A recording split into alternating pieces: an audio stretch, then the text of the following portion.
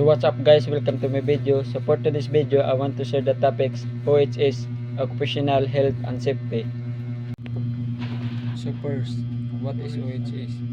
Occupational Health and Safety is a multidisciplinary field concerned with the safety, health and welfare of people at work while performing duties required by one's occupation. OHS is related to the fields of occupational medicine and occupational hygiene and aligned with workplace health promotion initiative.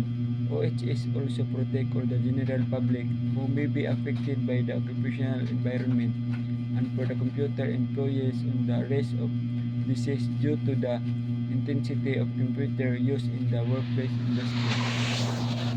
The following are the examples of OHS that is related to computer hardware servicing. Contingency measures during workplace accident, fire, and other emergencies are recognized. Personal protective equipment are correctly used in accordance with organization, OHS procedures, and practice. Hazard or risk in the workplace and their corresponding indicators are identified to minimize or eliminate risk to workers, workplace, and environment.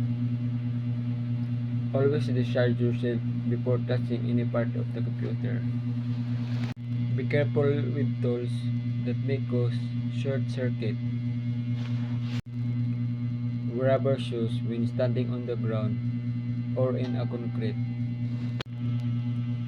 Always power off and unplug the computer before working on it.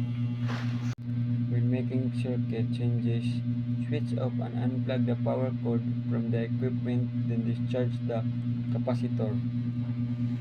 Replace only fuses with those proper rating. Hold the components by the edges and do not touch the ICs. Read and follow instruction on the manual carefully. Do not excessive force if things don't quite slip into place. Occupational Health and Safety OHS procedures when assembling computer hardware. 1. Wear shoes with non-conductive rubber soles to help reduce the chance of being shocked.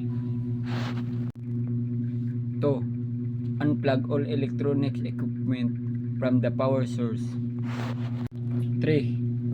Do not remove expansion card or other components of a computer when it is turned on. 4. Remove all jewelry while walking inside any computer-related equipment. 5. Be sure not to mix electronic components and water. 6. Do not over-tighten the screws. 7. Always handle computer components by the edges. 8. Wear an anti-static device to prevent electrostatic discharge. Categories and its tools. Work area, at least 4 square meter. Table, rubber mat, extension wire, fire extinguisher.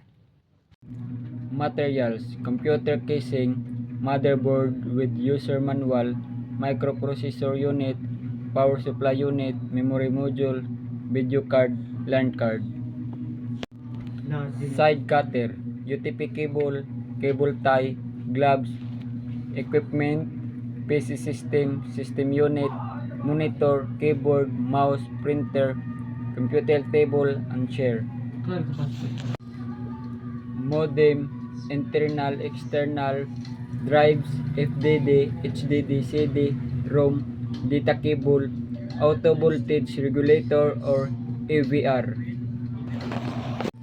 Tools, screwdrivers, pellets and pliers, long nose and cutter type, anti-static protection, multimeter, cable tester, logic probe, crimping tool, and the last one is scoring tool. So that's all. Thank you for watching.